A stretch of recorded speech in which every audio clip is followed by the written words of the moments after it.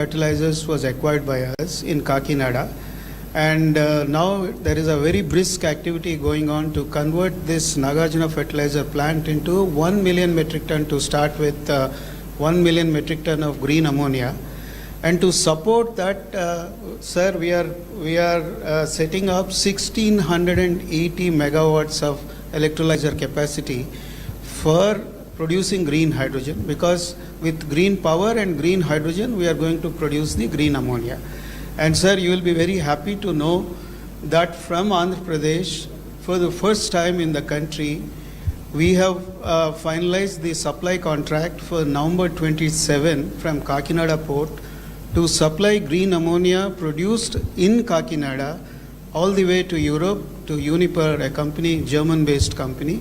Already firm contracts have already been placed, sir. Our first supply will start by end of November 2027.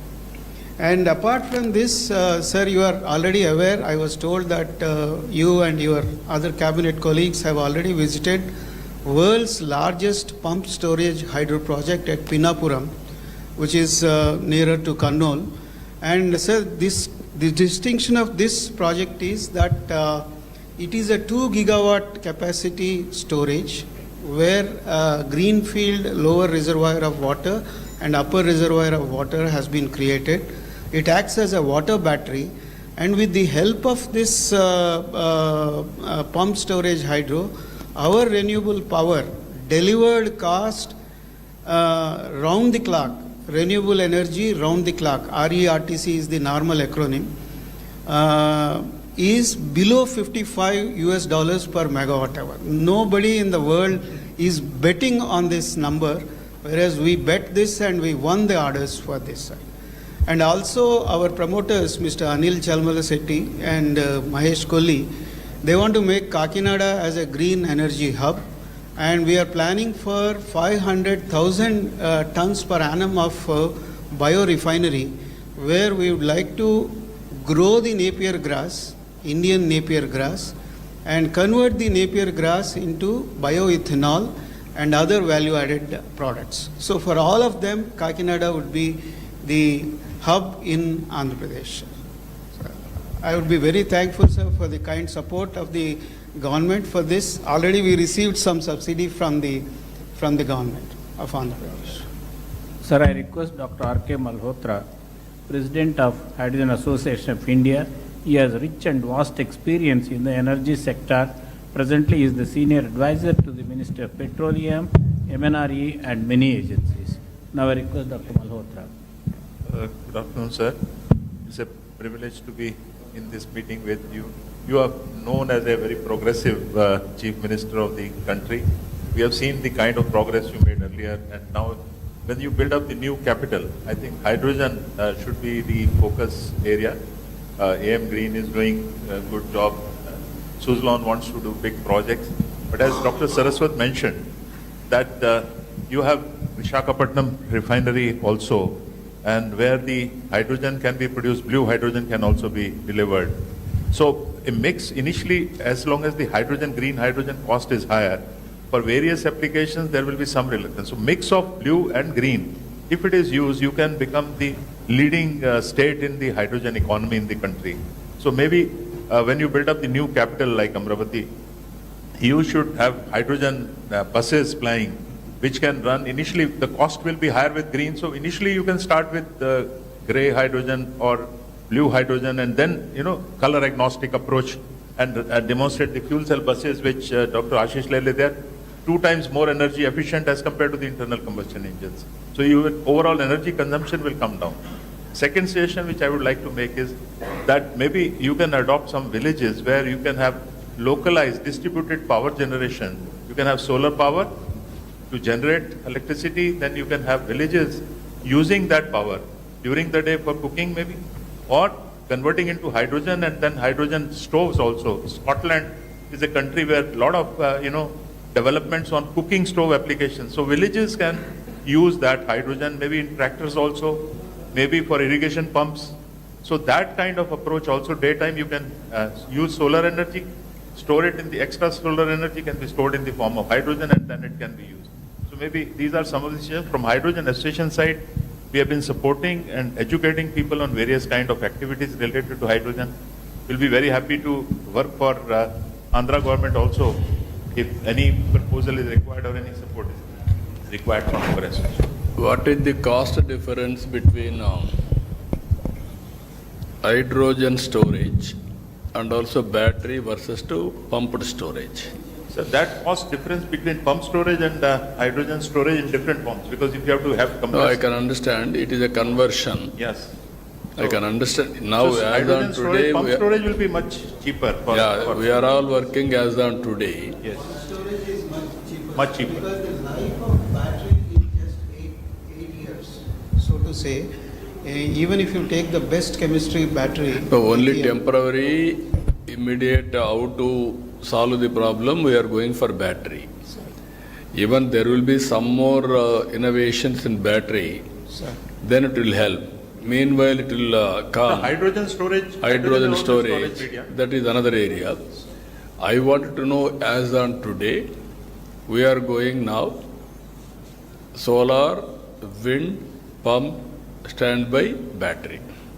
You- Now we are talking about green. Maybe hydrogen also could be a storage. Hydrogen, Hydrogen is or also ammonia, storage all media. these things. Hydrogen also becomes a Yeah, storage. blending also, you are talking blue, hydrogen, all those things we are talking. Ultimately, a sustainable economy also. Affordability. Affordability and sustainable. If I do as a pilot may be pilot, replication and scaling will be a problem. How to act all these things, that is where I want to learn. In this country, all of you has to remember one thing. All innovations I started, first of all, power sector reforms, nobody ventured to attempt. That is late 90s. Saraswati he is aware of all those things. I started power sector reforms. Because of power sector reforms, I lost power also. That is different in 2004. That is another scenario. But always that was a benchmark today. And also all states are forced to adopt power sector reforms today. So these are all, I am aware of all developments in power sector. Not today, from the historical past also, from inception, especially 1995. So I am analyzing all our ideas and thoughts and innovations, how to integrate, how to take logical conclusion.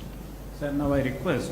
Sir, as far as storage, as you said, I think battery storage, whatever time it happens, will always be a costlier option as compared to the pump storage option. Because pump storage will run on the solar power or wind power, and rest of the, both the capex and the opex are very, very small. You know, today itself, if you take solar power, pure solar power without storage, it's about less than 2 rupees. But the moment you add the battery, it becomes 5 rupees. So that is the kind of scale. Even if you reduce the cost of battery, which is most unlikely because battery uses all critical minerals, and these critical mineral costs cannot come down because of non-availability. There is marginal changes will come. So we have to always explore methods of storing hydrogen or storing power using the other methods. For example, hydrogen storage you can use as Sir Ramkumar is telling, ammonia. People are using ammonia, people are using ethanol, people are using methanol. They are the best carrier of hydrogen. They can be carried and then they can be reformed to give you pure hydrogen. And once that has happened, your transportation cost comes down, your ultimately delivery cost of hydrogen to the end user becomes the cheapest if you follow that. So storage, I personally believe we should focus on cheaper means like pump storage. That is the best method is going to happen. Yeah. Sir, now I request Andrew Schumann, CEO, Everensis Renewables from Australia. Thank you very much. Thank you for the opportunity to come and speak to yourself and everybody here today. I'd like to bring a little bit of a different perspective to the conversation, and that's the one of an investor. Unless we can really make green hydrogen a value proposition, then it's going to be very difficult to get the investment. And without substantial investment, it's going to be hard to be successful.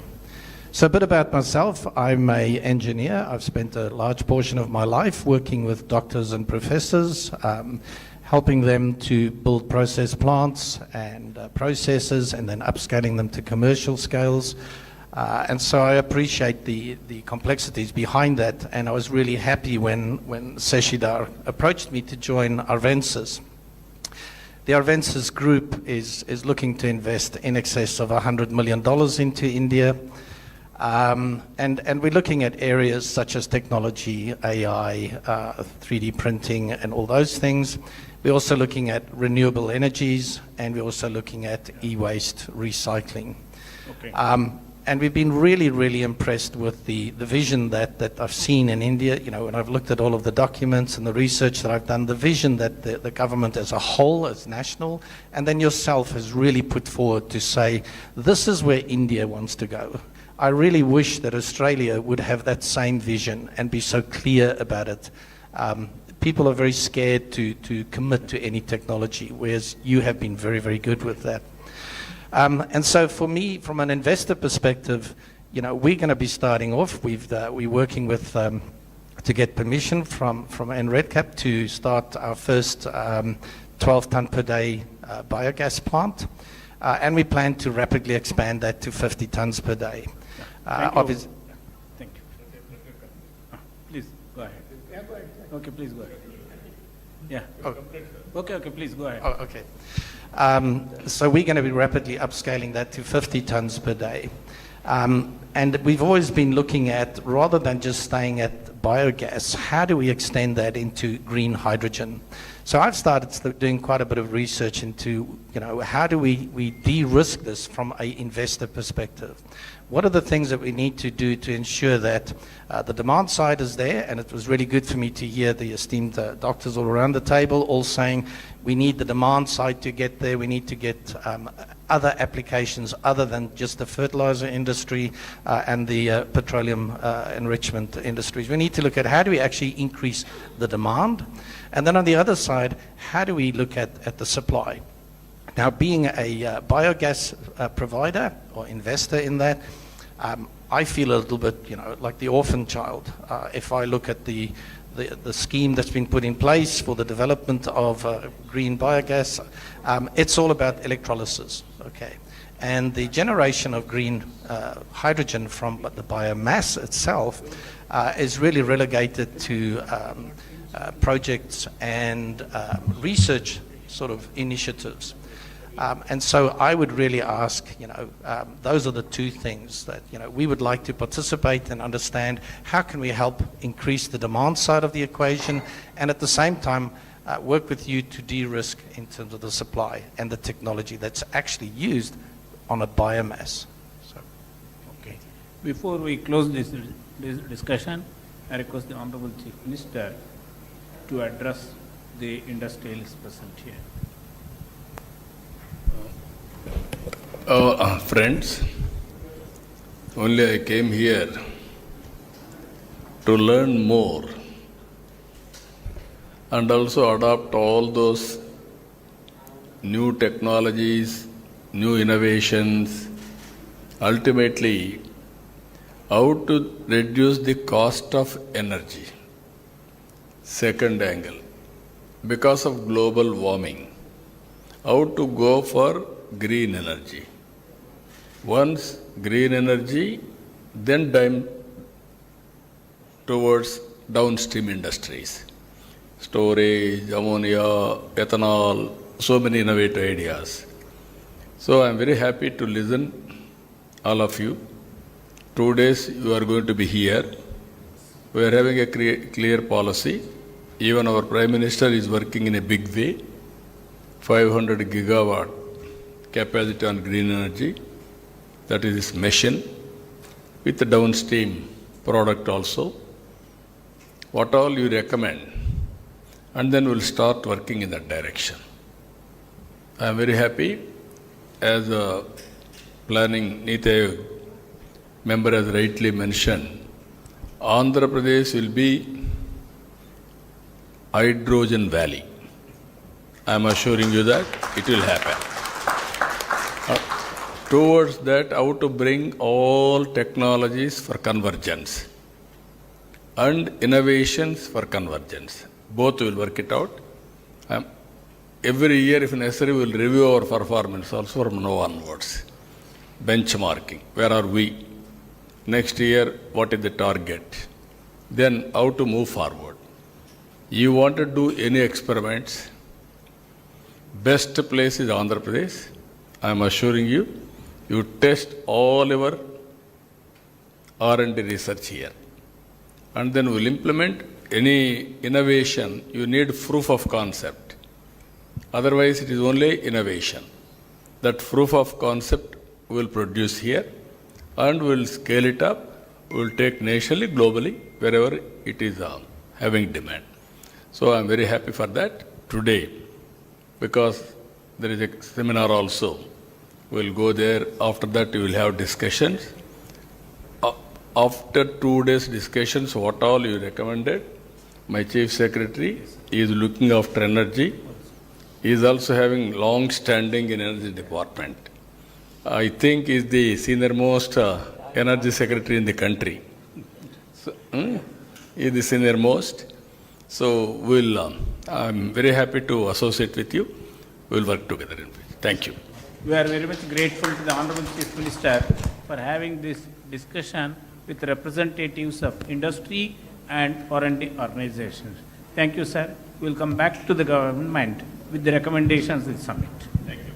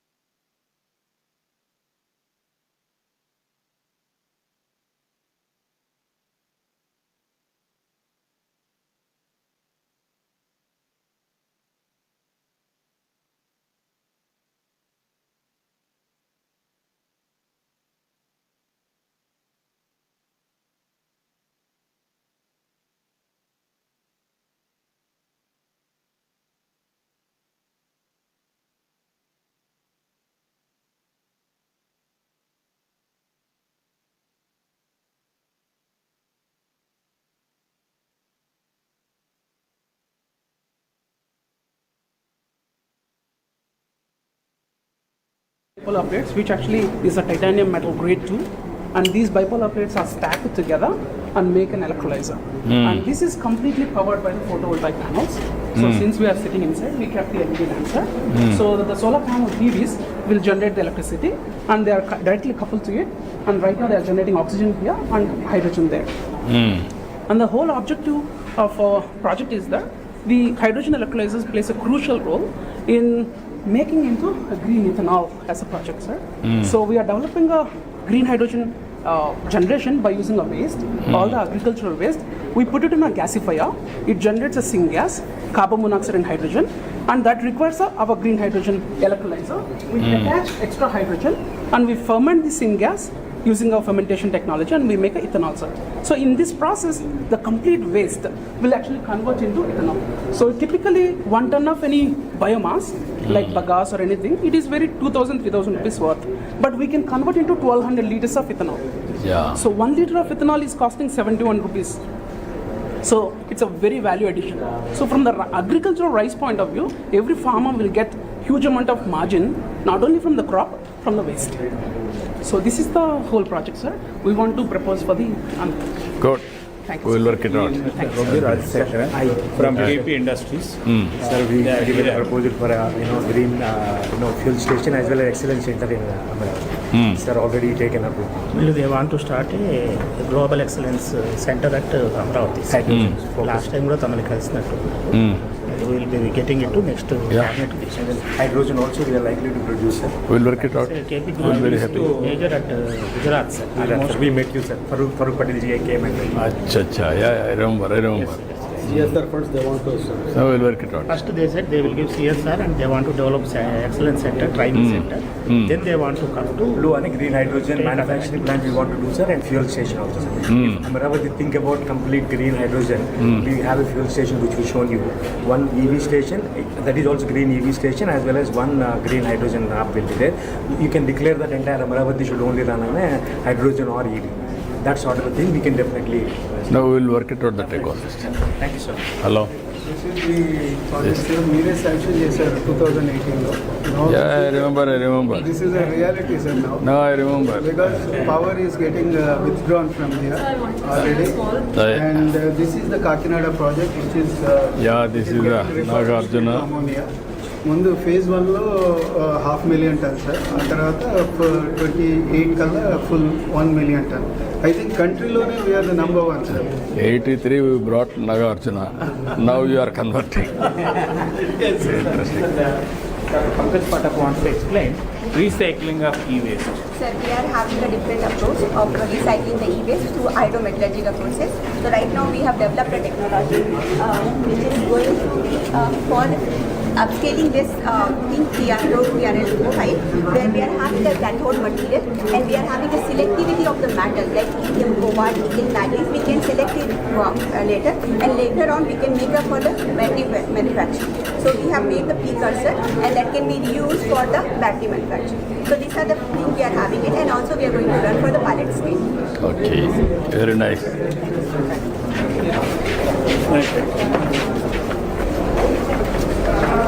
Now we'll go for non-fiction. Yeah.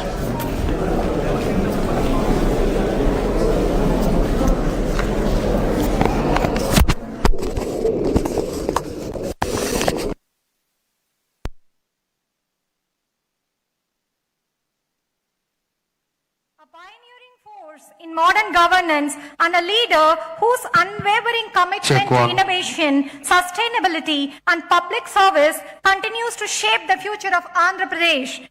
Thank you for gracing this summit, sir. We now request Professor D. Narayan Rao, Executive Director, Research, SRM Group of Institutions, to kindly lead the dignitaries onto the dais.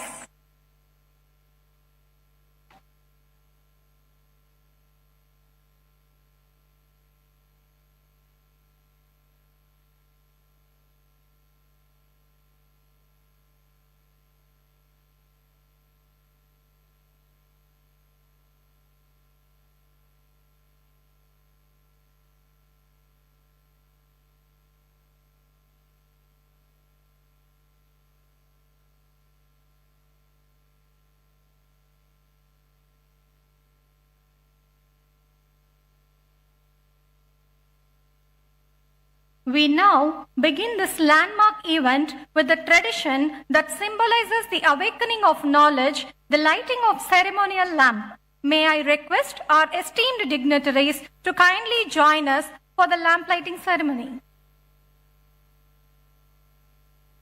Let us begin with the welcome address by Dr. P. Satyanarayanan, Pro-Chancellor, SRM University, Andhra Pradesh. We request you to kindly deliver the welcome note, sir.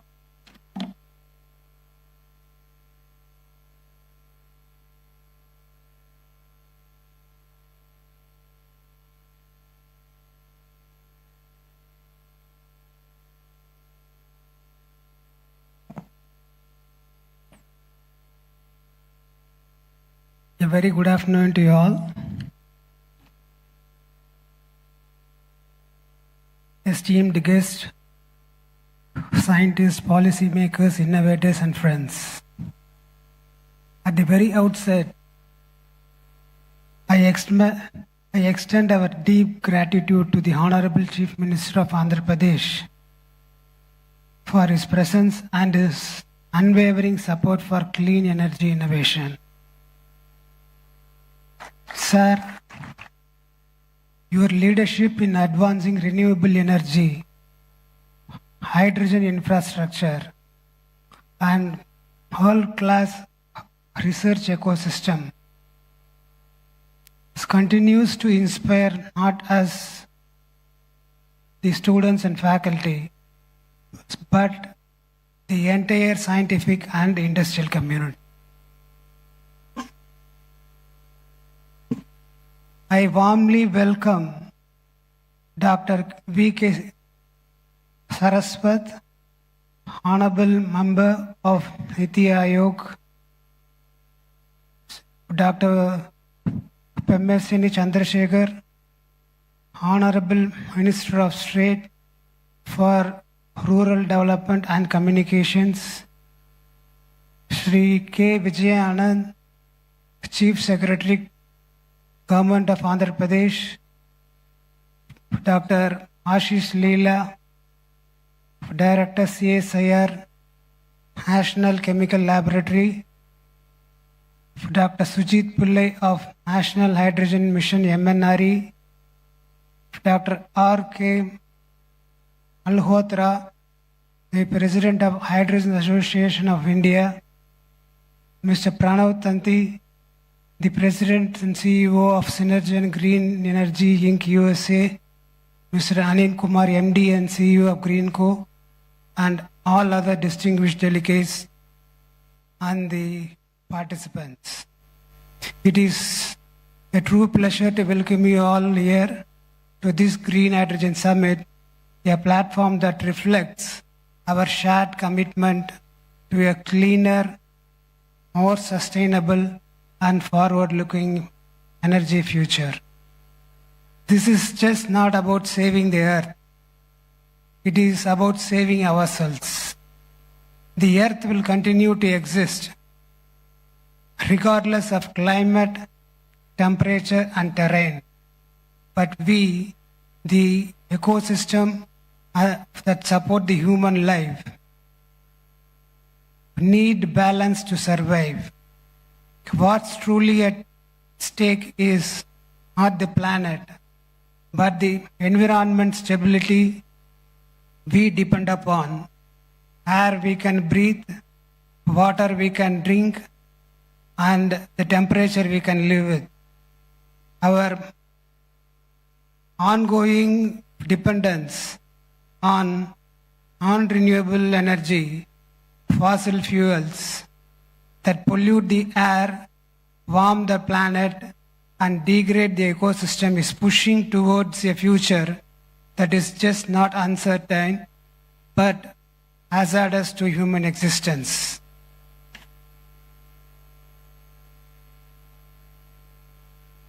That is why the transition to renewable energy is not just important, it is urgent. And in this transition, the green hydrogen has a very critical role.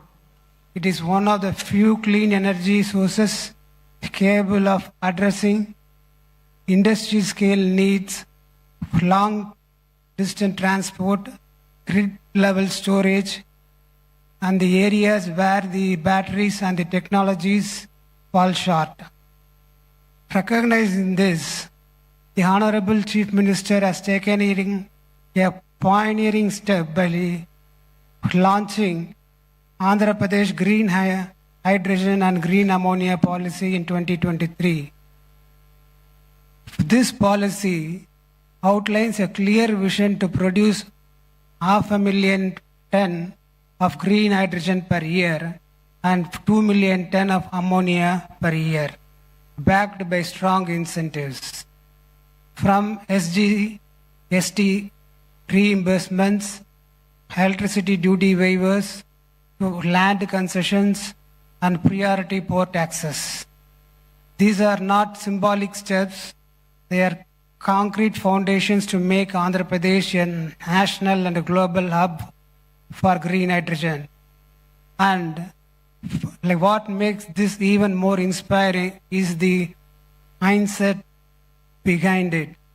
It was on this very stage that Chief Minister once said, being a visionary is a problem.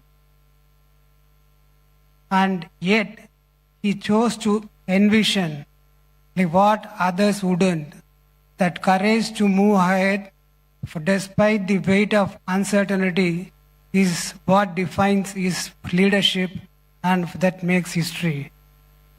At SRM, we believe in that vision and we are committed to growing with the Andhra Pradesh state.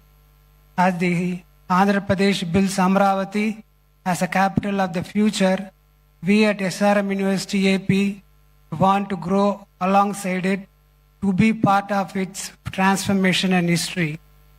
In line with this vision, we are proud to announce the launch of the SRM Institute of Emerging Technology. At its heart, it will have the Department of Energy Engineering, one of its kind, committed to research, innovation, and skill development in the clean energy space. Apart from this, we are also planning for health engineering, financial engineering, defense engineering, and sports sciences. So that makes this SRM Institute of Emerging Technology to be different from the other institutions in India. If we are able to, if we are to be the last generation to depend upon fossil fuels, then the next generation must be the first to lead the clean energy revolution.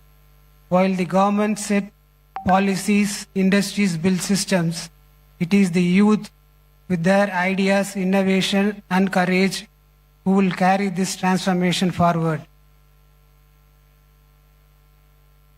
They must not just inherit the planet, they must be empowered to reimagine it. Let us not fail them. Let us ensure that this borrowed planet passed on to us by our ancestors is returned to the next generation in a livable, breathable, and a beautiful form. Let us be the last generation that depended on fossil fuels and at the first that made the clean energy truly universal. Let's work for it. Thank you very much.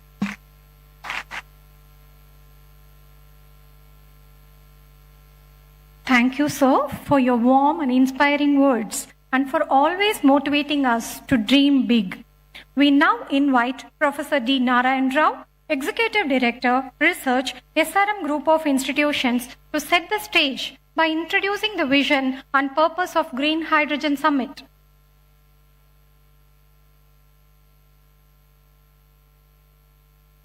Honorable Chief Minister of Andhra Pradesh, Sri Nara Chandrababu Naidu Garu,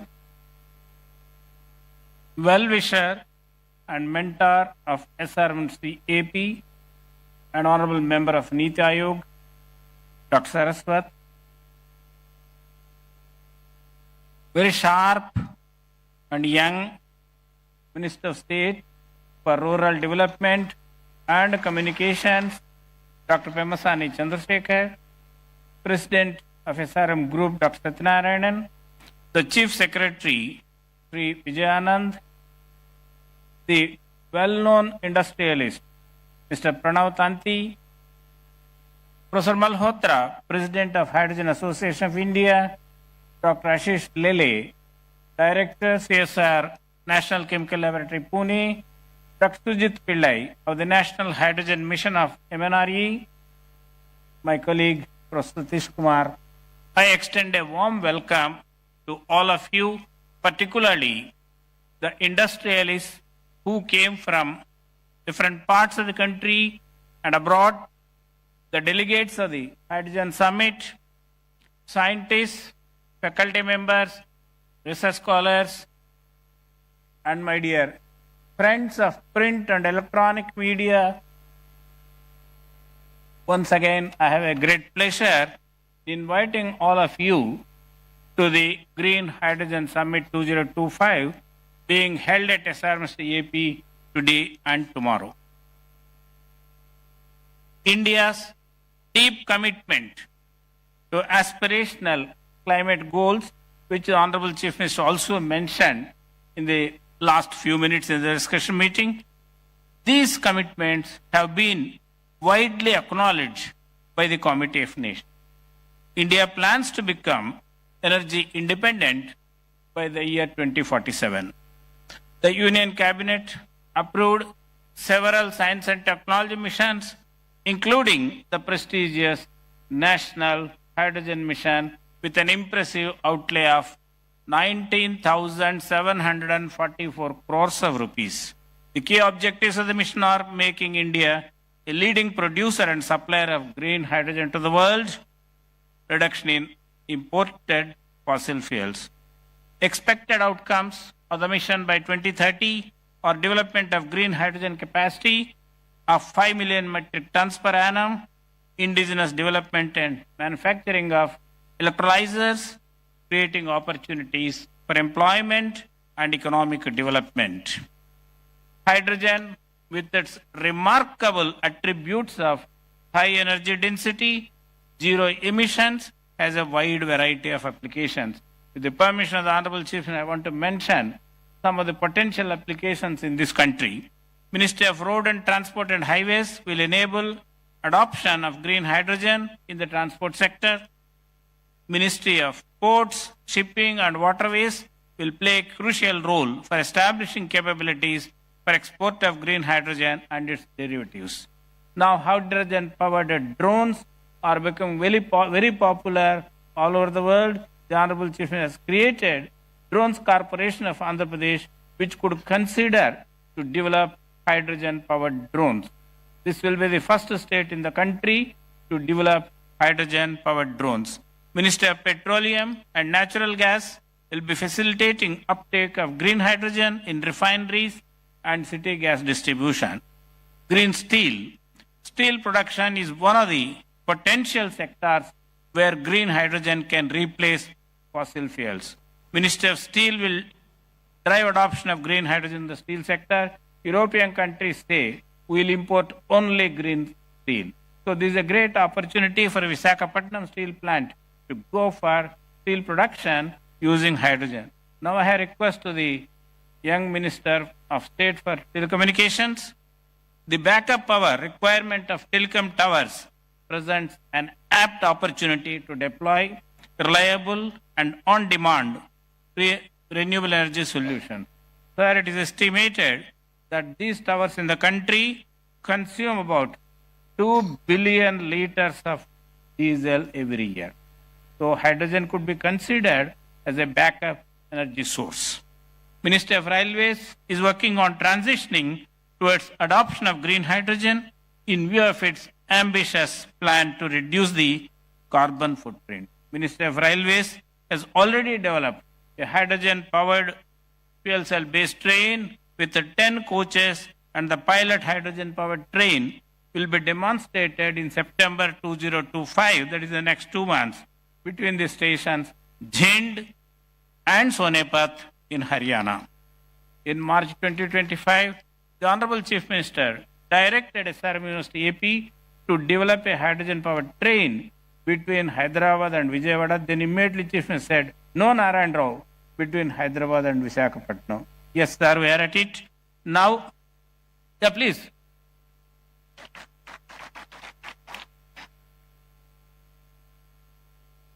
SRM University has an MOU with the Integral Coach Factory of the Ministry of Railways to develop the hydrogen-powered train. Sir, we are at it, working under your direction.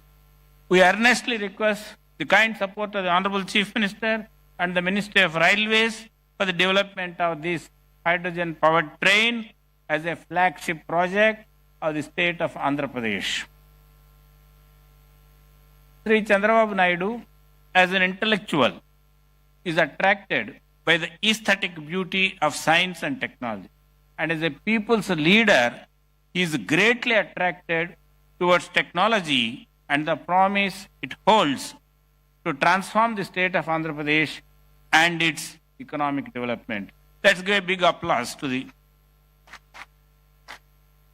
aligning with the ambitious plans of National Hydrogen Mission and with a foresight that the first entrance into the business of hydrogen can reap more benefits than others, our visionary Chief Minister has made Pudimadaka near Visakhapatnam as the first and the largest hub of green hydrogen in the country. The Visakhapatnam Hydrogen Hub will be producing about 1.5 million metric tons of green hydrogen per annum, 3 million metric tons of green ammonia, methanol, etc.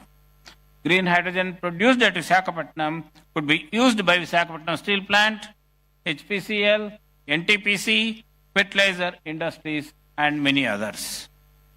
Sir, I am glad to inform the Honorable Chief Minister and the august audience present here that the faculty members of SRM University AP have indigenously developed an electrolyzer which the Honorable Chief Minister just now visited.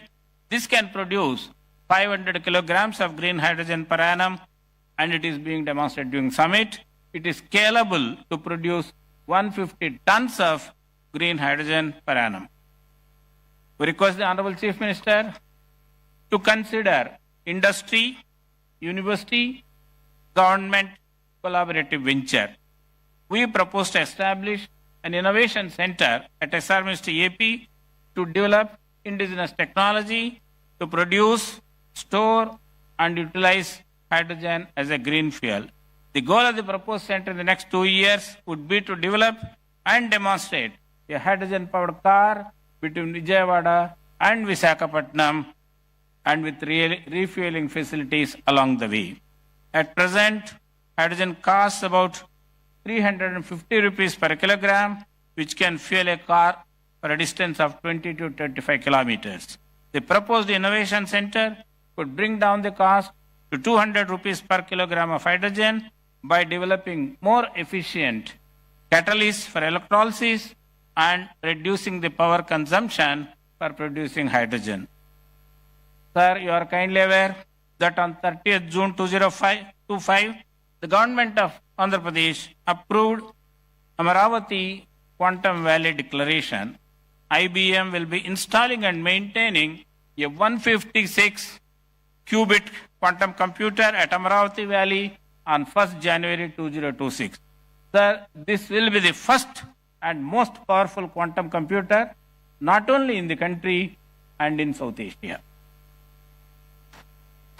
Friends, establishment of Amaravati Quantum Valley is also a catalyst for our green hydrogen mission. The quantum technologies help us design advanced catalysts, develop safer hydrogen storage systems, and create ultra-sensitive sensors for monitoring the safety. With the quantum simulations, we can reduce the cost of hydrogen and increase the efficiency of green hydrogen production. Looking into the future needs courage and insight, and fortunately, our visionary Chief Minister has both. Let's give a big applause.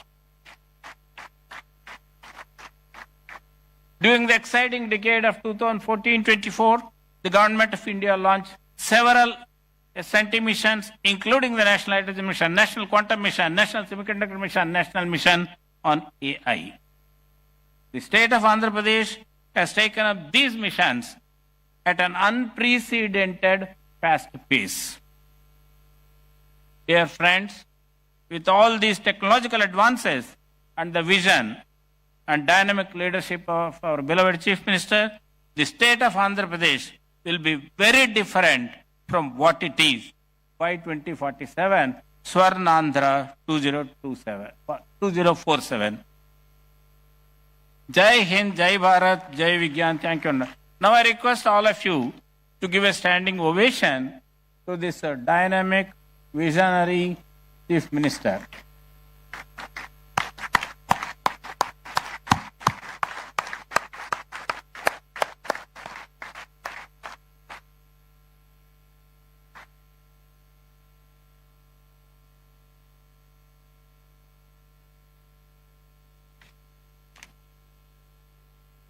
Thank you, sir, for framing the summit's goals with such clarity and depth. Now, it's our honor to invite Sri K. Vijayanand IAS, Chief Secretary, Government of Andhra Pradesh, to address the gathering.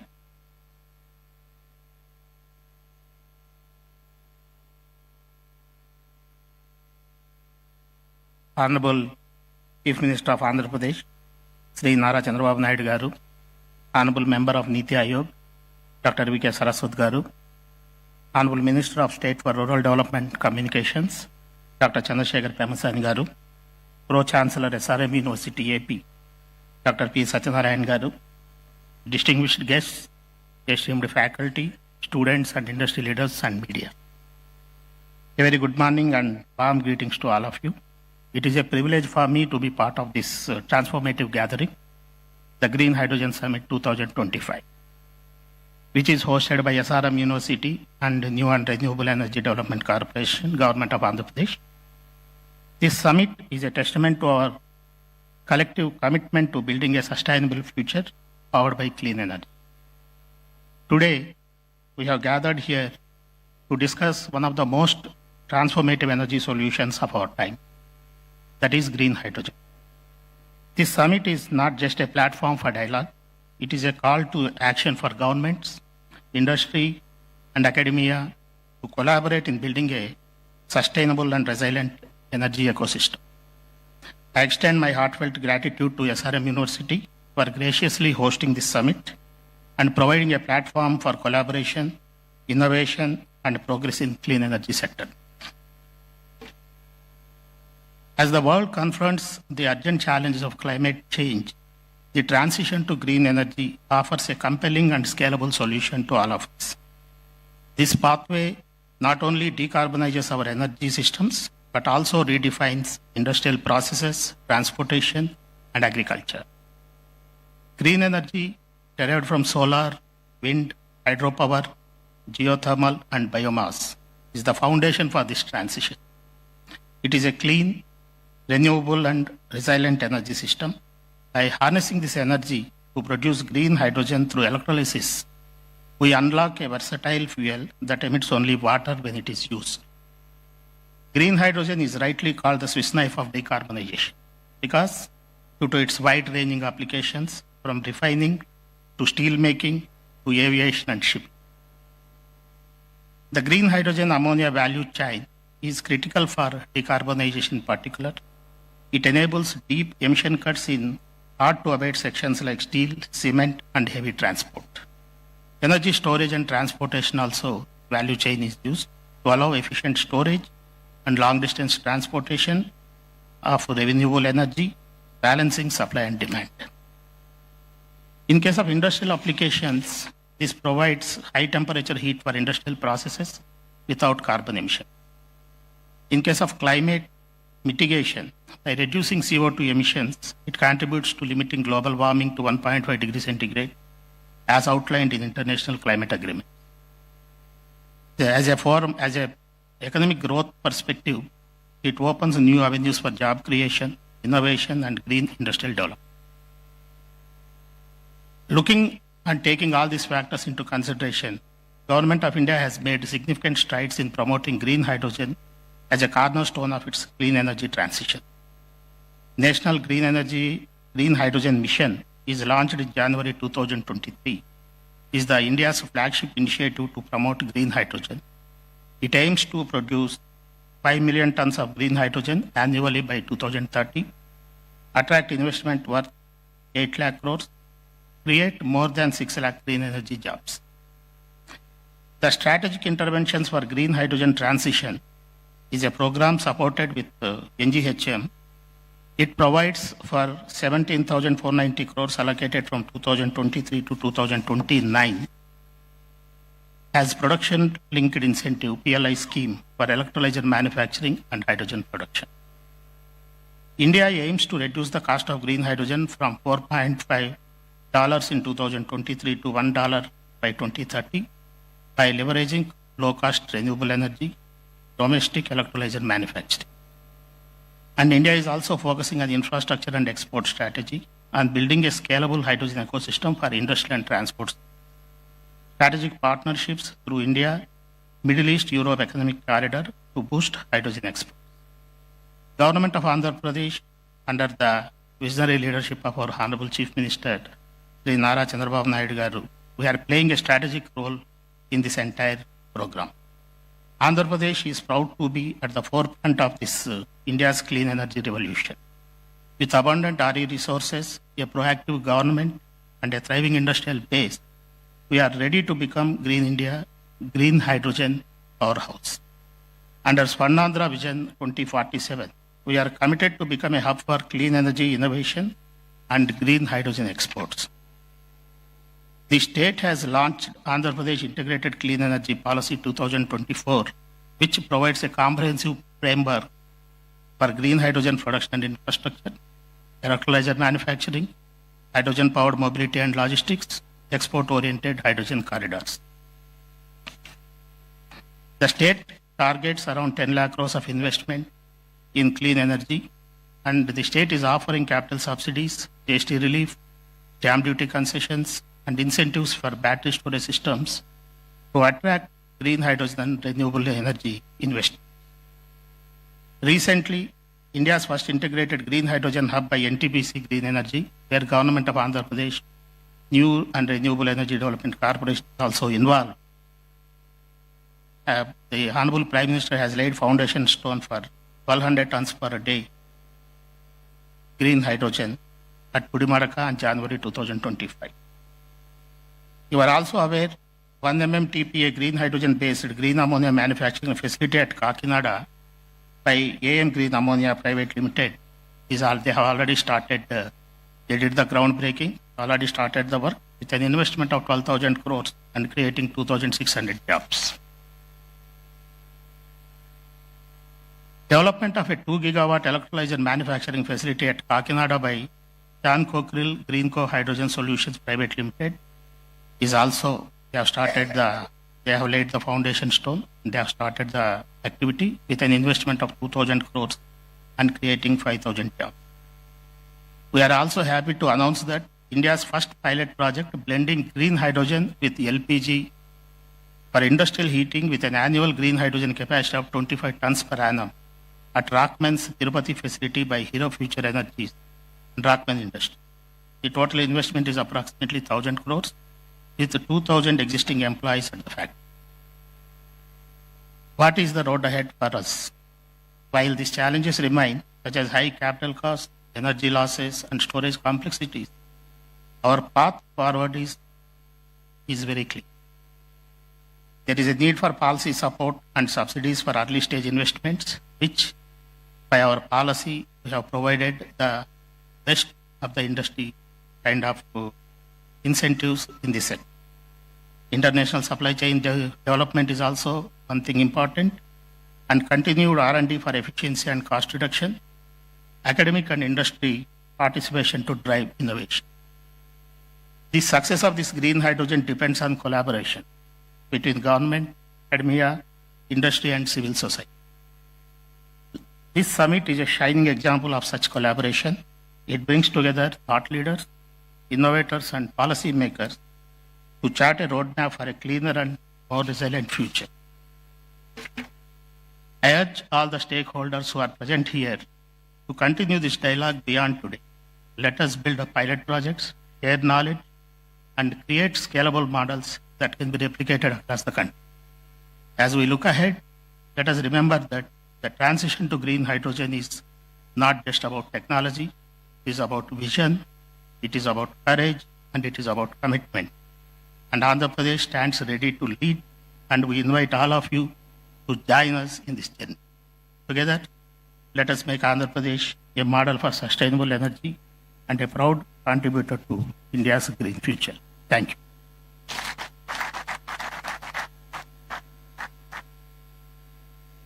Thank you, sir, for your insightful address. It's our honor to invite Sri Pranav Tanti, President and CEO, Synergen Green Energy, to address the gathering.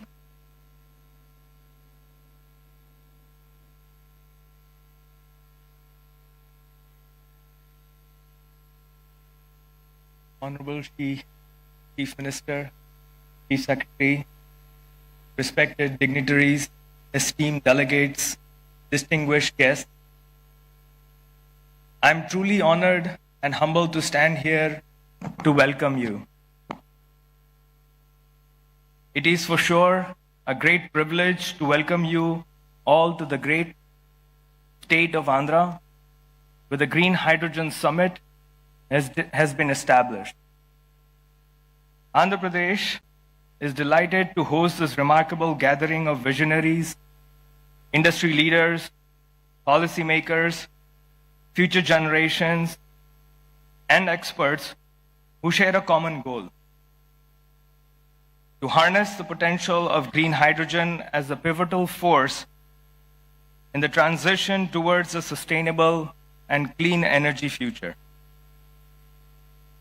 If I can pause and ask a basic question, why hydrogen? What makes hydrogen so special? Hydrogen is the simplest element. It is the most abundant element. So why hydrogen? Well, the answers are in the challenges that we all face in this energy transition. In the renewable space, in the green space, we all face the issues of expansion beyond a certain capacity. All of us have been working with electrons for many decades, and we know that electrons are very notorious. They don't like to be told what to do. They don't like to be stored. They don't like to be moved around. And I can go endless. We've seen many challenges of the grid, challenges of the green power. I think hydrogen and hydrogen's derivatives is a simple solution. We need to figure out how do you make a transition towards a molecule. A green electron to a green molecule gives those answers. Hydrogen is pivotal in transforming the electrons to molecules to unlock the potential to store, to transport, to consume the green electrons when you need it. Basically pivotal in displacing the fossil fuels. Andhra Pradesh, with its strategic initiatives and commitment to clean energy, is proud to lead the way in fostering discussions and collaborations that will drive innovations in the green hydrogen. This all comes with a great vision that the policymakers, the chief ministers, the dignitaries have. This summit serves as a vital platform for exchanging ideas, showcasing advancements, and exploring opportunities for collaborations across sectors. Our company name, Synergen, is coined using two terms, synergy and hydrogen. It's simple as it stands. we strongly believe that the key to unlocking the next phase of expansion is undoubtedly collaboration. We all need to come together as one force to make it a success. We are in the advanced stages of development of green hydrogen and green ammonia manufacturing facility with the capacity to manufacture 40,000 tons of green hydrogen in the state of Texas in US. With this anticipation, we believe that the commissioning is possible in 2028, and a combined capex of renewable energy and a green fuel of $2 billion. This was only possible because of the efforts we put in fostering partnerships and collaborations over the last 4 years. Throughout this summit, let us engage in meaningful dialogue, challenge conventional thinking, and inspire one another to take bold steps towards achieving the common objective. Your insights, experiences, and commitments will lay the groundwork for transformative change. Once again, welcome to the Green Hydrogen Summit at Andhra Pradesh. Let us harness the power of collaboration and innovation to fuel the sustainable future for the generations to come. Thank you. Thank you, sir, for your inspiring message. It's our immense privilege to invite a distinguished architect of India's science and technology policy, Dr. V.K. Saraswat, Honorable Member, Niti Aayog, Government of India. A driving force behind India's strategic advancements, Dr. Saraswat's insights continue to shape the nation's innovation landscape. We request you to deliver the keynote address, sir.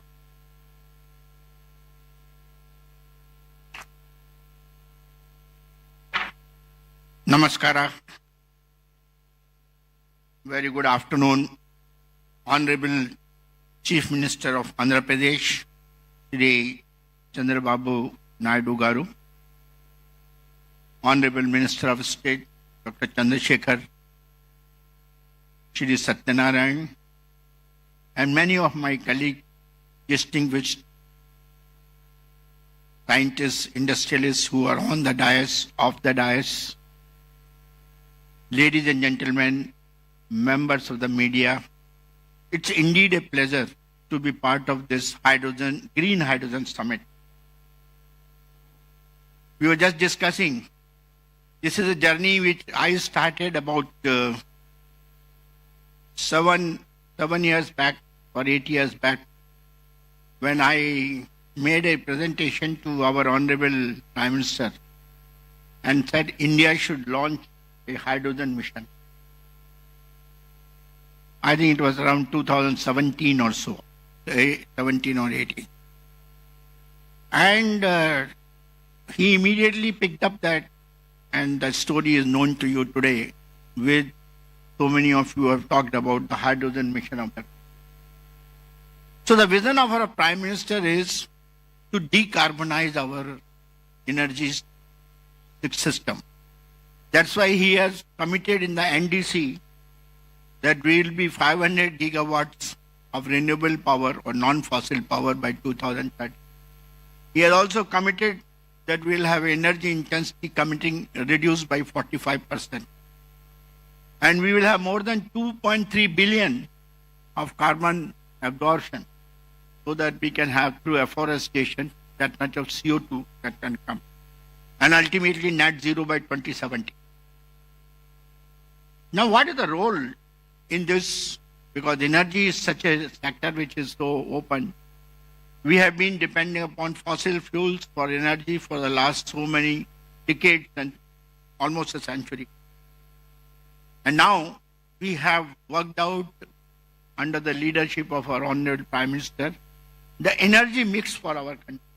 The energy mix for the country today is that we will work on mostly on the renewable energy. That's why we said 50% by 2030. We will work on alternate fuels, non-fossil fuels, alternate fuels which are less polluting, like ethanol, methanol, ammonia. We will give a major push to nuclear energy. That is another area which you might have heard in the recent past. It has been announced in the last budget that India will have 100 gigawatts of nuclear power by 2047. Why do we need nuclear power? Because when you talk of renewables, it has its own vagaries with respect to variations in the availability. And for meeting that base load requirement, the most non-polluting form of energy is nuclear. So that's why the nuclear comes, and now new technologies in nuclear are also emerging, which will be able to meet the requirement of power for difficult to abate sectors like steel, cement, refineries, and so on. In this kind of an energy mix, when we talk of, mobility becomes one of the major requirements because that's another polluting area. And in that mobility, when you talked of alternate fuels, the top cleanest fuel comes is hydrogen. Hydrogen is the cleanest fuel available, and that's why it's called fuel for the future. Unfortunately, or fortunately, we have been using hydrogen in various fields, refineries, petrochemicals, many other areas. And we have been producing hydrogen mostly from the natural gas, sometimes from coal, and sometimes from biomass. After doing a lot of analysis, what are the various means of producing hydrogen, people have started giving it color. Somebody says gray hydrogen, somebody says blue hydrogen, somebody says pink hydrogen, turquoise hydrogen, white hydrogen. Now this kind of a color is mainly based upon what is the total carbon dioxide emission that takes place in the process of production of that hydrogen. That is what it's called, that color is given. But as you want to do the green hydrogen, it has got its own problems with respect to the cost. We know that hydrogen can be produced in the most non-polluting manner through the electrolysis of water using, again, non-fossil energy, that is renewable energy, which is a non-fossil energy. If we can do that, we can get it. But while the cost of renewable energy has come down, but the cost of electrolyzers, which are responsible for electrolysis of water, is even today very high, which results into a differential of almost $4 to $5 with respect to the cost of gray hydrogen or blue hydrogen for that of the green hydrogen. Now, one of the major things which our Honorable Prime Minister mentioned when the National Hydrogen Mission was announced, that as a target, most of the industries should switch over to the use of green hydrogen so that progressively over a period of time we can 100% switch over to green hydrogen. Knowing very well that to start with green hydrogen is not affordable. But when from Niti Aayog, we started interacting with various industries, whether it was the steel industry or the cement industry or refineries. Everybody came to only one point, sir, there is no way we can change over. Two reasons. One is the affordability, because unless the cost of green hydrogen comes to less than $2, the steel industry will say, my cost of production of steel will go up by about 20 to 30%, so I'll remain non-competitive. And same is the story with other sectors also. So what is the answer for that? But we have to ultimately reach the green hydrogen because that is the most non-polluting. In that case, there are intermediate steps that we can take. So that is why in the morning, Dr. Malhotra and Ram Kumar ji and Dr. Lele, everybody talked that we should work on blue hydrogen so that we can penetrate into the industry at the earliest. That will be our motive. And hence, I would put it this way, that we have today, knowing this problem, that, and the world also has recognized this problem of affordability of green hydrogen. So in the G20 discussions, when the G20 was held in India, there was a major dialogue among the various nations. And all nations, after a lot of discussion, said that I think the mission name should be changed from green hydrogen to clean hydrogen. And if you, those of you who had a chance to see the declaration, final declaration, I think it is, that word has been changed to clean hydrogen. And if you now look at the speeches made by most of the Americans and the Japanese and the Germans, everybody is nowadays talking of clean hydrogen. Everybody has realized that the pathway to reach the green hydrogen is through the other processes which are non-polluting. Now, other process which are non-polluting is a blue hydrogen. And we can use the existing fossil fuel resources like natural gas and coal and do carbon capture and utilization and produce blue hydrogen. And the cost of that will be in the region of $2 to $2.5 to $3. That is a kind of a number. And the carbon footprint will be well within the definition which has been given by the MNRE today, that the green hydrogen is green if the carbon footprint is 2 kilograms of CO2 per kilogram of. So it will be very much in that. So we will be meeting both the objectives. Now, opportunities are there because ultimately by 2047 or 2040, we have to make green hydrogen affordable. Our Honorable Chief Minister just now was telling that we have to work today, and Andhra Pradesh has the greatest opportunity to do that. Because I know the leadership of Honorable Chief Minister is so great, because I have seen him transforming the IT infrastructure in the state of Telangana, that is Hyderabad, and bringing it as a city which is comparable to Silicon Valley. It became the Silicon Valley of India. That was because of the leadership and the vision of our Honorable Chief Minister. I'm quite certain that India's green hydrogen mission, which is green hydrogen, some numbers were already talked, so I'm not going to repeat. In Andhra Pradesh will be the valley of green hydrogen. All the projects which were narrated by them, I think they are the beginning for that. And I would put it this way, that we have to tread towards reducing the cost of hydrogen production, transportation, storage, and ultimately dispensation to whichever utility it is needed.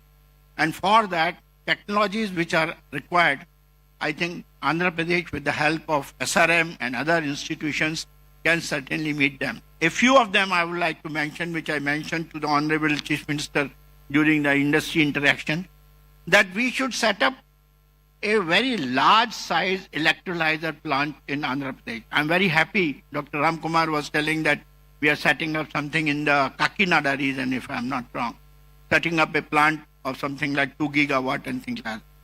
But friends, as I gave the number in the morning, unless we have electrolyzer plant capacities to the hour, something like terawatt hours, and the cost of electrolyzer comes down from today's $600 to $800 per kilowatt to something like $130 per kilowatt, and the power cost is $20 per megawatt, then you will be able to get hydrogen at $2. This is the equation we have to meet. And for that, this is the right place. This is the place because already industrialists have taken initiative, so you should set up an electrolyzer plant. For storage, country is now working towards storage methods. And the only storage method that has been found most suitable today is the gaseous high pressure storage. And gaseous high pressure storage using the Type 4 cylinders. Type 4 cylinders are being produced today in small, like IIT Bombay is making one Type 4 cylinder. Some small institutions are making. Some industries are also coming up. But I think this should become one of the country's largest hub for manufacturing Type 4. We should set up an ecosystem in Amravati for manufacturing Type 4 cylinders along with the carbon fiber and also the facility for testing. We should not be sending our Type 4 cylinders for testing to Germany and other places. We should do it all by ourselves. So that is the one which I would like to be done today. And third one is, ultimately we have to go for mobility with the hydrogen. And the only way we can do is through the fuel cells. You must have heard the lecture by Dr. Lele in the morning. and he has developed the technologies for fuel cells. Others are also available. Others have also done the same thing. I think in this valley, what we are talking for Andhra Pradesh, there should be a large-scale fuel cell manufacturing facility with the help of industry and academia, indigenously done by us. Sir, I am a guy who believes in Atmanirbhar. Throughout my life as a defense scientist, I worked for self-reliance. Now we are talking of self-reliance in energy sector. There's no point in continuing to get all the solar cells imported from China and saying that I got 500 gigawatts of solar. I want those solar cells to be manufactured here. That's why government has given PLI scheme. Electrolyzers PLI scheme, fuel cell PLI scheme. Now the time has come for us to take all of that into a large-scale production, make use of them, and make it more and more indigenous. And that is where Andhra Pradesh Hydrogen Valley will become the hub, and the leadership of our Honorable Chief Minister will be the big word, big guidance for all of us. The kind of work which was done for IT industry in Hyderabad, the same should be done under his leadership in Andhra Pradesh. I urge to all of you to participate in that. Thank you very much. Namaskar.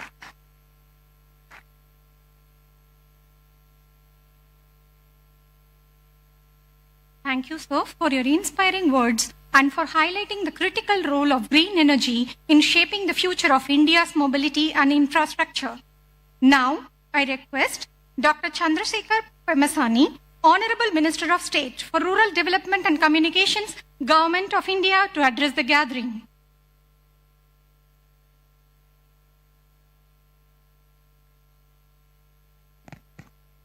Thank you. Honorable Chief Minister of Andhra Pradesh, Sri Nara Chandrababu Naidu Garu, a leader who not only transformed Andhra Pradesh, but also inspired an entire generation of policymakers, including myself, across the country. And Dr. V.K. Saraswatji, Honorable Member Niti Aayog, whom I have just seen how deeply passionate about this renewable energy, and Sri K. Vijayanandanji, Chief Secretary, Government of Andhra Pradesh, who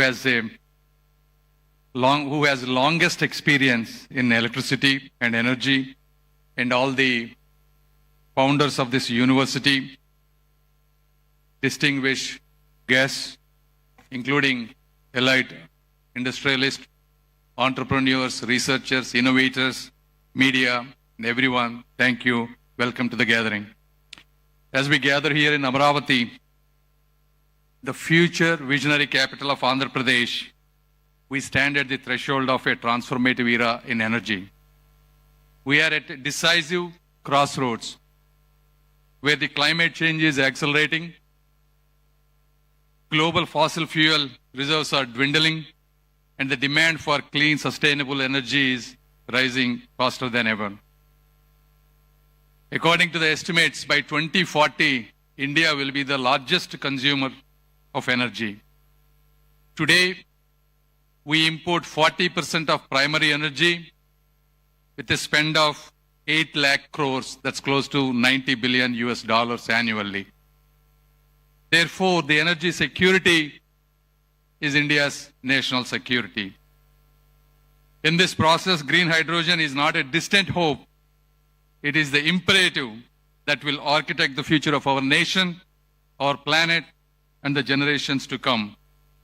As everyone has said, green hydrogen is produced through electrolysis, using water and renewable energy, emitting nothing but oxygen and a clean hydrogen. Though the concept of green hydrogen is not new, it is only in the past decade that technological advancements and declining costs of renewable energy, including solar and wind, have made it commercially viable. It holds the unique power to decarbonize the sectors that have stubbornly resistant to change, including steel, cement manufacturing, refineries, chemical, heavy transport, and so forth. Therefore, this is not just about energy, It is about reimagining industrial processes that have defined our economy over a century. And India is uniquely positioned to alter this course. Recognizing this, our visionary Prime Minister, Sri Narendra Modi ji, has come up with this renewable energy policy. India has 300 sunny days every year and a vast coastline ripe for both wind projects and solar power.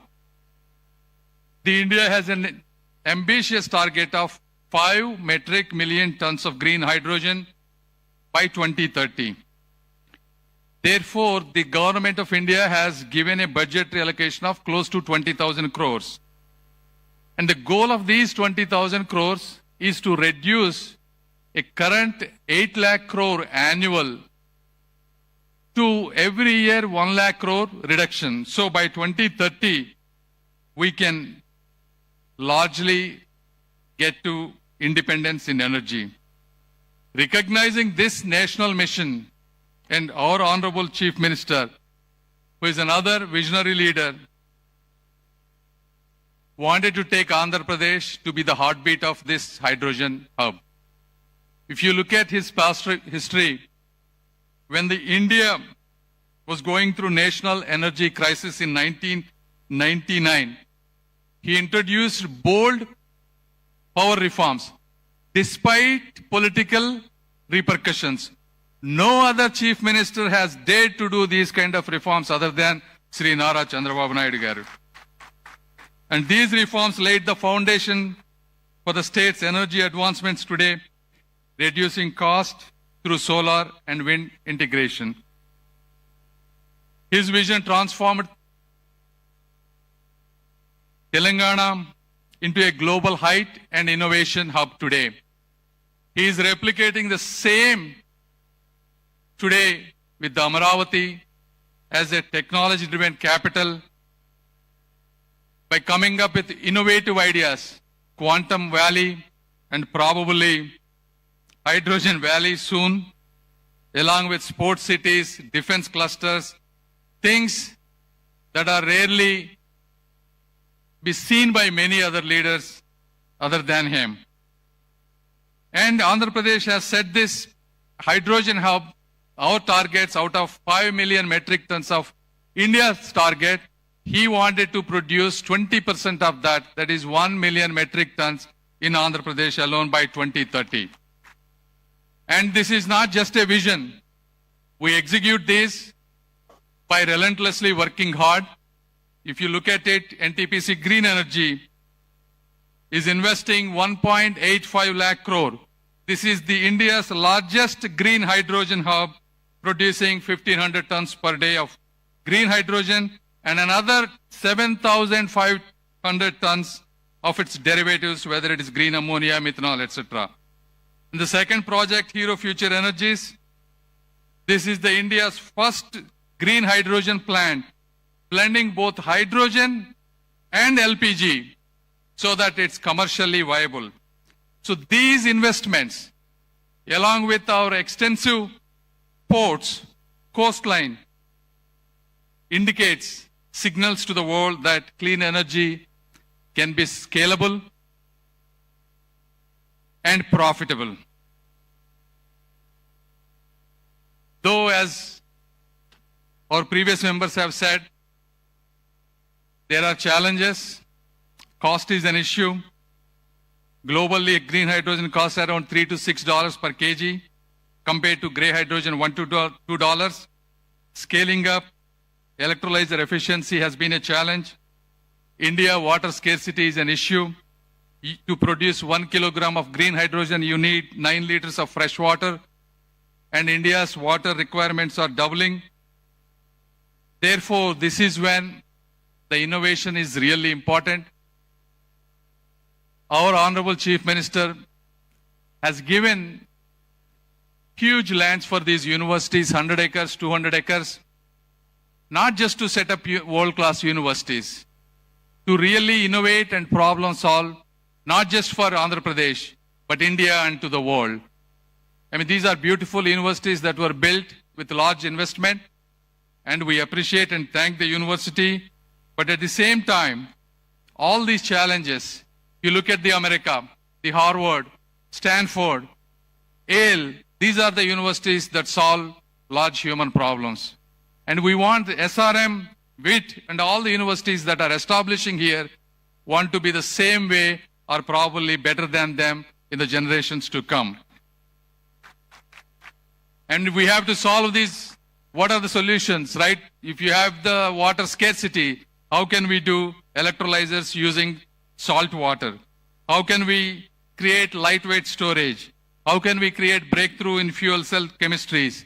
So these are all the things that both the industry, universities, and our government is always willing to do policy changes, whether it's tax breaks, subsidies, and the draft integrated plan of 2024.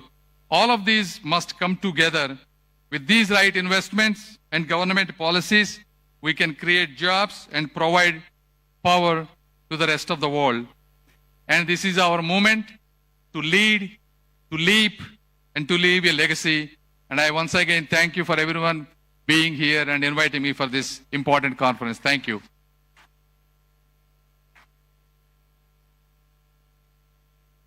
Thank you, sir, for your inspiring words and support. Ladies and gentlemen, the journey towards a green, self-reliant India needs more than innovation. It needs a visionary leadership to steer us to dream beyond. Today, we are honored to have with us our visionary leader who has transformed Andhra Pradesh into a hub of progress with remarkable strides in education, technology, infrastructure, and sustainable growth. His vision continues to inspire countless individuals and shape the future of our state. It is with great pride and deep respect that we now invite the statesman of our modern Andhra Pradesh, Honorable Chief Minister Sri Nara Chandrababu Naidu Garu, to share his vision and address this distinguished gathering.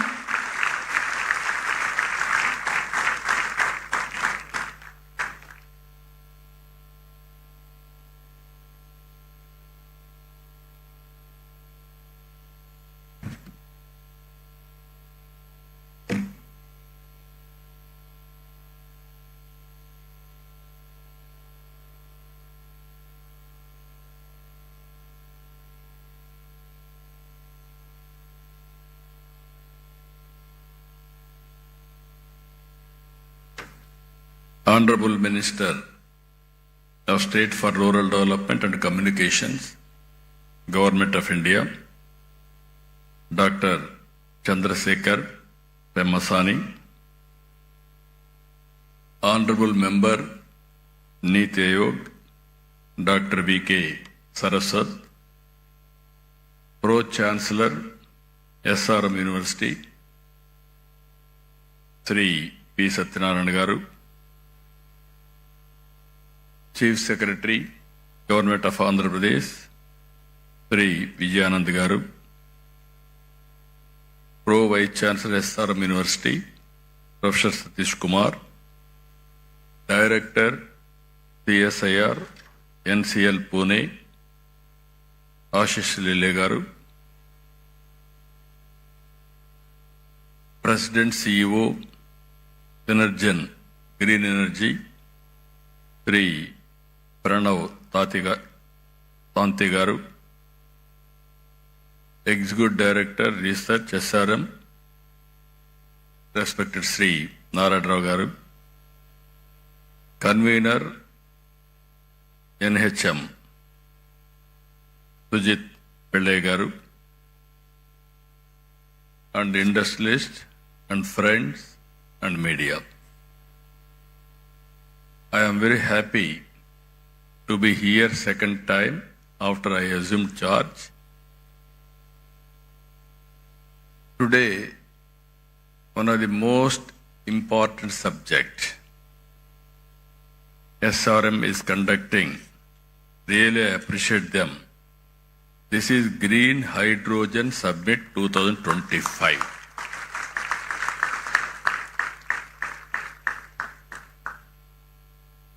Why I am saying this is very, very important.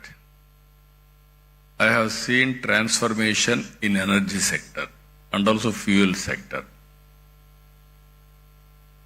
if you can go back 40, 50 years back, at that time, no energy. India, when I born, elementary school, when I used to go to school, we used to use only lanterns. Youngsters may forget about it because you didn't witness that type of situation. After that, power has come, electricity has come to villages. That is a big news and also very, very surprise. Then if you see after some time when I became MLA, there was a big problem of energy, low voltage, all pump sets will be totally spoiled. Even sometimes all crops will be withered away. There were days when I was Chief Minister of Andhra Pradesh, 50% of time whenever there is a session, we are having a budget session in March. March is the best season for agriculture. They need power and also hot. Automatically there is no power. All MLAs used to block the assembly through adjournment motions. Then I used to discuss about, there were days we adjourn the assembly, go to the field, what is happening, and then come back and report to the assembly members. Then I thought in this country, better to go for reforms. Already one state has introduced reforms, Orissa. They were forced to withdraw reforms again because of pressure from public and political parties. In this country, I started first time power sector reforms in 1999 or 2000. That is the beginning. First regulatory commission has been set up. And also transmission, distribution, generation companies have come for more accountable and transparency and better delivery. We are able to manage power position very well at that time. If you see, sometimes we have to pay some price also. I brought power sector reforms. I lost power in 2004. Even all my MLAs, everybody told me, no, you are moving very fast because sometimes some reforms, some people will get adverse effects in the short term, but ultimately it will be beneficial. Again, if you see clean energy, solar, wind, all these things, around 2014, prohibitive cost, 14 rupees unit production cost. Nobody thought about it. At that time, Government of India has come forward, Honorable Prime Minister Narendra Modi ji, to promote green energy in a big way, solar, wind, and everything. As rightly mentioned Mr. Saraswat, panels we had to import from China with a prohibitive cost also. So many challenges, opportunities. Then we have scaled up in a big way solar energy. Now it has come 2 rupees 20 paisa. And also, once we don't know where power is coming, today you can generate power at your rooftop. Even SRM can generate power, required power for the university campus. That is the stage today. Because of solar power is coming, but it is only daytime when there is sunlight. There is a wind power. It will come only evening, that too whenever there is a wind. Now, pumped energy, that is one more concept I started not now. Around 95, 97, in Sri Salem, I started reversible pumps for peak load factor, how to manage. Then that has gone at the time, sometimes power demand also is changing according to situation. Earlier I had a problem, power shortage in the evening and also morning, 10 to 11 like that, because agriculture operations. Today, power is generated during the day. I don't have any problem in the morning. I need more power in the evening sometimes. Peak load, how to balance. Now pumped storage energy has come. Battery has come. Battery is very costly. But ultimately, sustainability is the problem and cost is the problem. Now we are all talking now. Clean hydrogen. That is where how to make it power cost effective and affordable. Either that is a very interesting experiment we are all thinking now. If you see global warming, all countries are moving how to go for green energy. If you see here, Honorable Prime Minister has announced 500 gigawatts non-fossil fuel energy by 2030. And also net zero by 2070. Clean hydrogen and its derivatives. We are aiming decarbonization. And we are discussing today and tomorrow here. This is where circular economy, recycling of water, recycling of energy recovery, so many things we are going to discuss. In this, Andhra Pradesh wanted to play very major role. There is one advantage I wanted to inform all of you.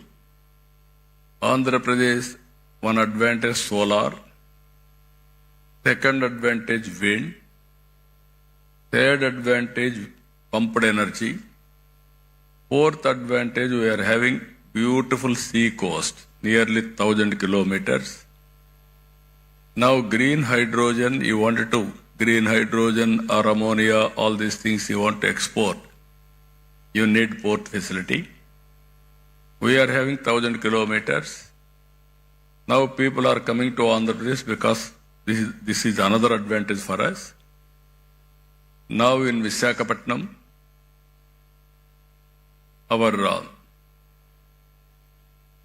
NEDCAP and Government of India NTPC subsidiary, they are going green hydrogen.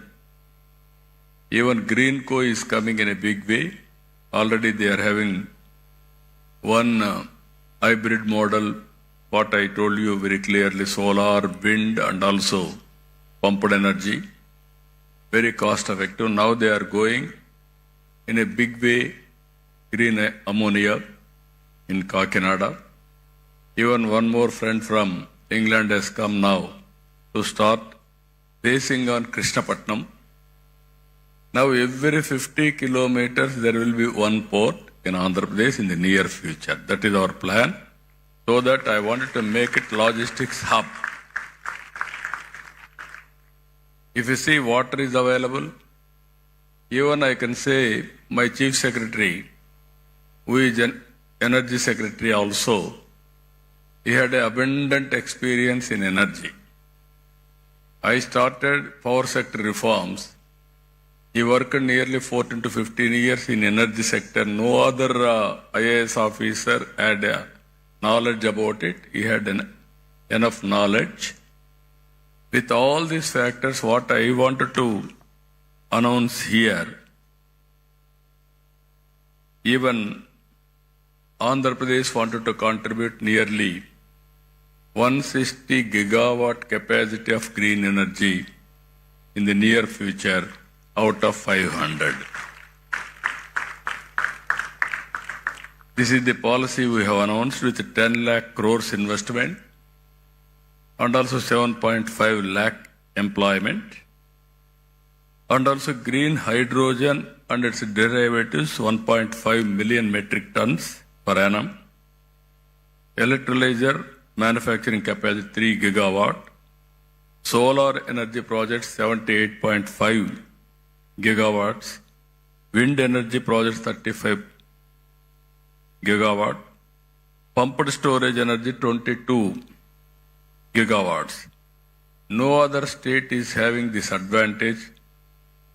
They may not have water or also hydrological balance also. Even we are going battery energy storage system 25 gigawatt forever. That is our. This is also needed as of today. Ethanol 15,000 kiloliters per day. Bio CNG, CBG 10,000 tons per day. Clean tech manufacturing 20 gigawatts. Mine module molecular. Even we are going electric vehicle charging infrastructure, nearly 500 stations. For this, we have given excellent incentives. You can go ahead. You can see incentives. Even incentives for electrolyzer manufacturing also one of the best policy. If anybody is giving better than us, you tell us, we will correct it, we will update it, we will provide all the incentives, number one incentives in the country. That is our commitment. So far, even so many companies have come. Even Reliance Industries has come. 500 compressed biogas plants. They are going to spend 65,000 crores. They are going to create 250,000 employment. Even Renew, largest RE complexes in the country, was held in Guntakal. They are going to spend 22,000 crores and also 1.50 gigawatt renewable energy project, along with one GWH PESS in 2 phases with the employment generation of 4,000.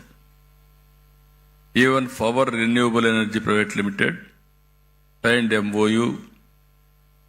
This is 7 gigawatt wind, solar, hybrid power projects with an annual estimated investment of 49,000 crores and employment potential of 33,000 employment. So this is where another company, AP, I told you already, NTPC and NetCap, Greenco also. Very interestingly, if you see history, in 83 my party announced fertilizer plant in Kakinada.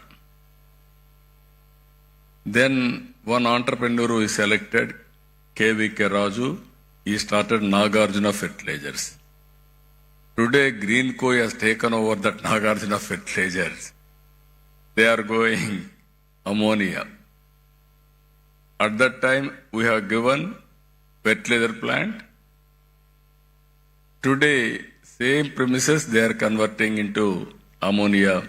That is the change we are doing. That is the change it is happening. As I rightly mentioned, we are having all advantages. Solar, even some states, some countries, they may have some advantage, sometimes some missing. In Andhra Pradesh, we are having all advantages. Solar, wind, pumped energy, even water is also important for pumped energy. So water is available. And at the same time, if you see further, ports are very, very important for exports. Even green hydrogen, we need water. We are having water. There is a problem, we are having sea also. We can use water from seawater also for conversion, all these things. That is plenty of water is available in Andhra Pradesh. With all these things today, I really appreciate SRM for conducting historical meeting in Amaravati. Why I am saying historical meeting? Recently, originally if you see, Hyderabad I started high-tech city focusing IT. Recently in Amaravati, we started Quantum Valley focusing artificial intelligence. Now today, I am very happy. We are focusing Hydrogen Valley starting from here. One is Quantum Valley, quantum computing, technology with deep tech, everything. How to protect environment. There you need green energy and also downstream industries, total ecosystem. You can imagine if you can protect nature and you can use technology in a big way, sky is the limit for development. Or otherwise we'll have all problems. That is where two valleys are coming here. One is Quantum Valley for computing and also technology. One is Green Hydrogen Valley from here to protect nature for sustainability. That is very, very important. Here I am asking SRM. They have done good work. This is only the beginning. I am requesting SRM to take lead to bring industry, green hydrogen players who are all in the field, and also research organizations and all users. How to take to logical conclusion. Today, it is a matter of cost. If you scale up, and at the same time, if we can go for innovations, you are all here. Our youngsters are also here. Continuously you will think you will get so many solutions. How to get best solution for reducing the cost, thereby affordability. That is only a game changer.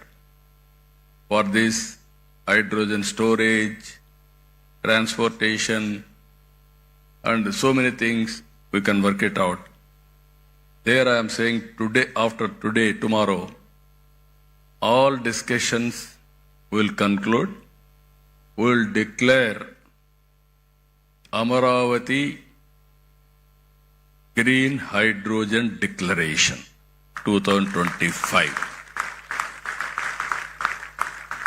Same day, next year, we will meet again to review what we have done, what is the progress.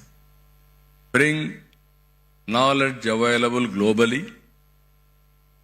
Bring all experts and players available globally. And also we will improve further with value addition. If you can provide all solutions, I am here to give proof of concept. Some chief ministers may not understand, but our Prime Minister is very clear. He had a clarity in technology and also vision. That is where I am saying always, right time, right place, right person. That is Narendra Modi ji as on today. Now India is having very good advantages. I am telling you again and again. Reforms has been started in 1991. First mover advantage in technology, that is 1995. Demographic dividend as a windfall gain. All other countries are facing a problem of aging, where India is able to provide capable and also very, very effective human resources to solve their problems. That is the strength of India today. Even some countries are depending on India for solving their problems or serving their community. India is having capacity to serve that. So with all advantage, I am appealing all of you, 2 days, have a good time, and also bring all innovative ideas and give it to us. We will implement it. We will meet again next year, same time here. What we have done, proof of concept, and then scale it up, then replicate, then it will be model for the global community also. That is where we are going to do it. I am very happy. This is very, very innovative summit and creative summit. Earlier, all education institutions means only teaching, only academic, not application. Even abroad, every university you are seeing, either Stanford, Harvard, or Purdue, so many universities, they are bringing all players together and they are giving solutions for the problem. We have spent so much of money, but always you have to keep it in mind. What we learn has to be used for outcomes. If you provide a proof of concept, then it is a reality. Otherwise, it is only a theory. Then you have to train again for providing proof of concept. Now in India also we are changing our approach.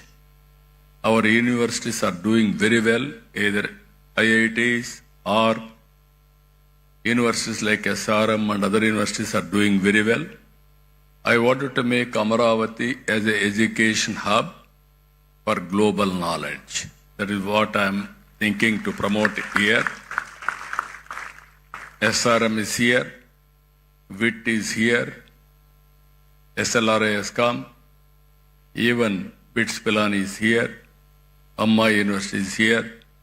I wanted to bring other universities, globally the best universities. I am asking all universities to focus 3-4 subjects.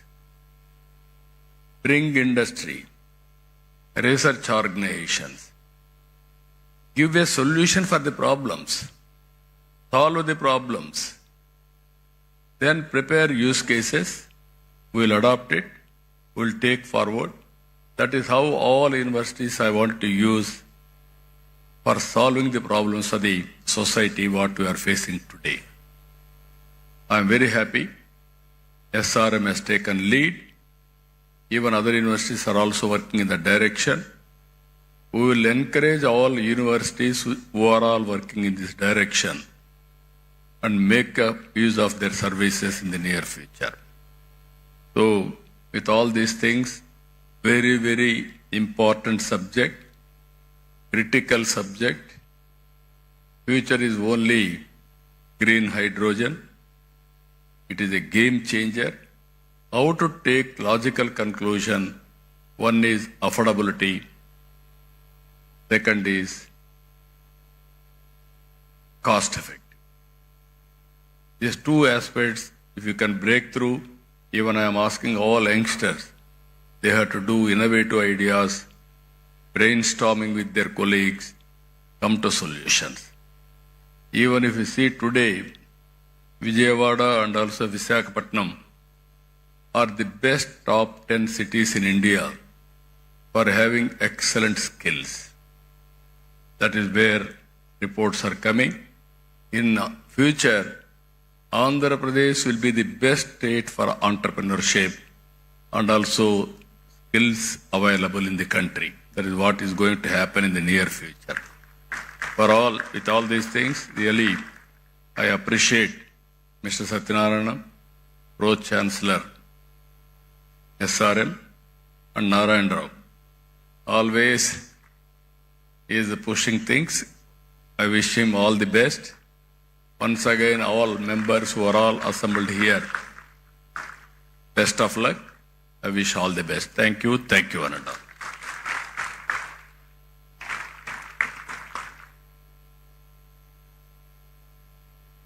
We are immensely grateful for having you here, sir, and for sharing your vision of positioning Andhra Pradesh at the forefront of the global green hydrogen revolution.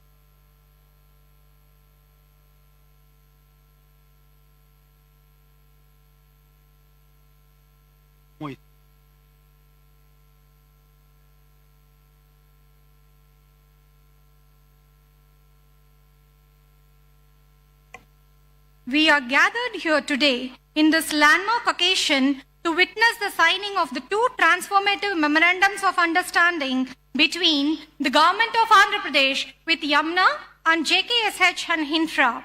First, we welcome Mr. Gal Bogin, representing Yamuna, for their visionary 1 million ton per annum green ammonia project at Krishnapatnam with an investment of 16,000 crores.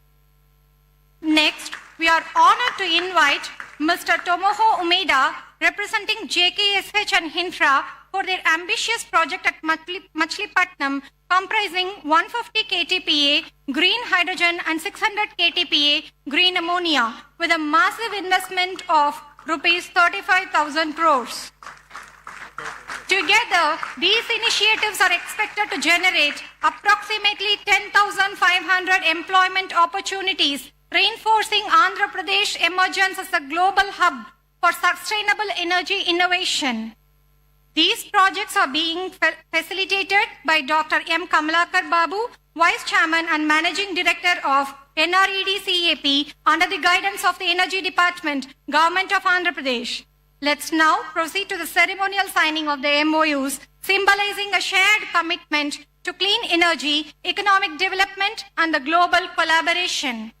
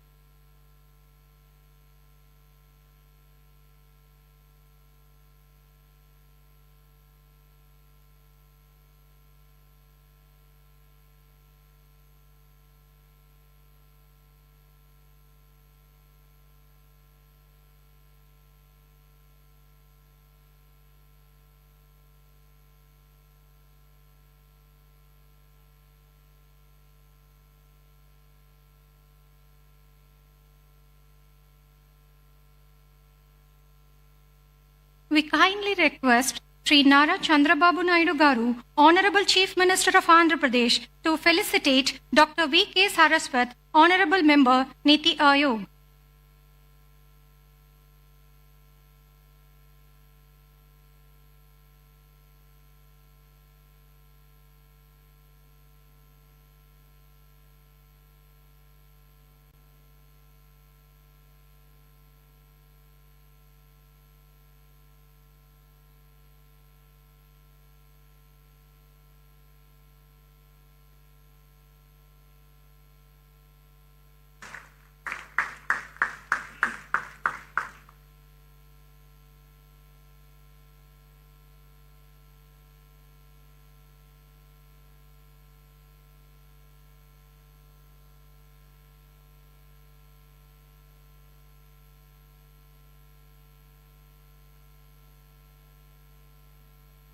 we kindly request Dr. P. Satyanarayanan, Pro-Chancellor, SRM University, Andhra Pradesh, to felicitate Sri Nara Chandrababu Naidu Garu, Honorable Chief Minister of Andhra Pradesh.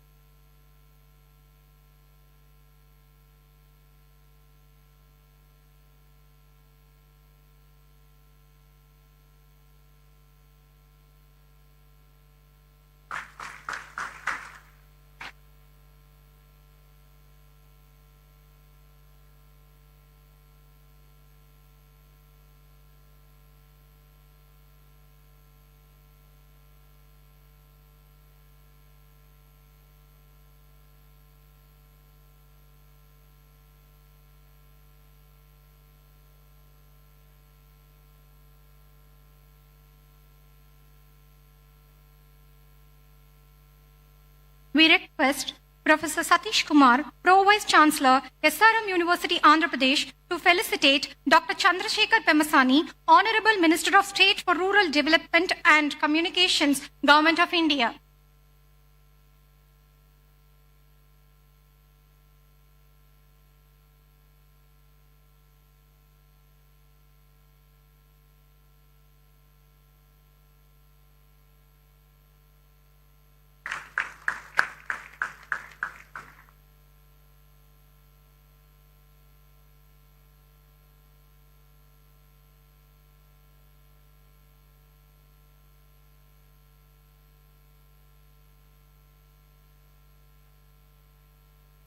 We kindly request Sri Nara Chandrababu Naidu Garu, Honorable Chief Minister of Andhra Pradesh, to felicitate Dr. V.K. Saraswat, Honorable Member, Niti Ayog.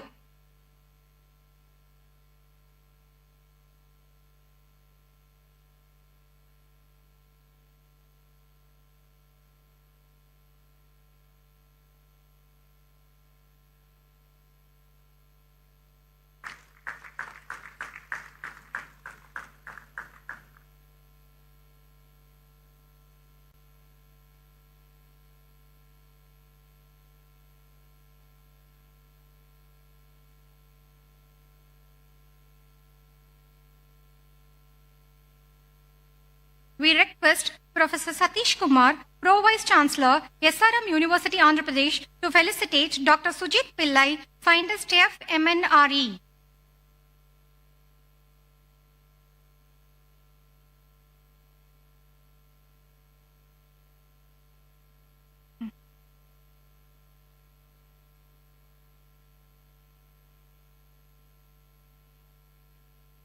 We request Professor D. Narayan Rao, Sir, Executive Director, Research, SRM Group of Institutions, to felicitate Dr. Ashish Lile, Director, CSIR, NCL, Pune.